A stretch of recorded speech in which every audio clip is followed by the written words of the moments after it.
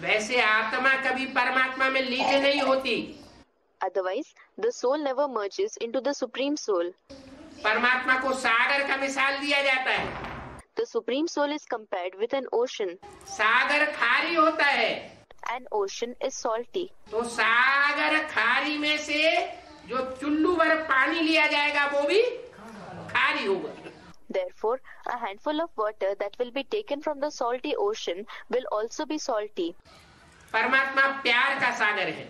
The Supreme Soul is an ocean of love, आनंद का सागर है। an ocean of happiness. शक्तियों का भंडार है। He is the storehouse of powers. तो उसमें से अगर आत्मा रूपी चुल्लू पानी लिया जाए, So, if a handful of water in the form of soul is taken from it, या आत्मा अंश निकाल लिया जाए, or a portion in the form of the soul is removed, तो आत्मा भी वैसी होनी चाहिए ना। then the soul should also be similar to it, shouldn't it? कैसी? How? सागर जैसी होनी चाहिए, लेकिन नहीं होती। It should be like the ocean, but it is not. क्यों नहीं होती? Why isn't it so? क्योंकि आत्माओं में अनेक जन्मों के अपने अपने संस्कार भरे हुए हैं। Because the souls are filled with their own sanskars of many births.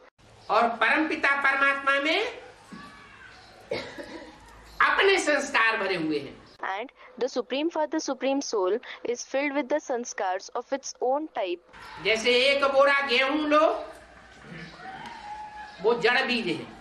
For example, take a sack of wheat. They are non-living seeds.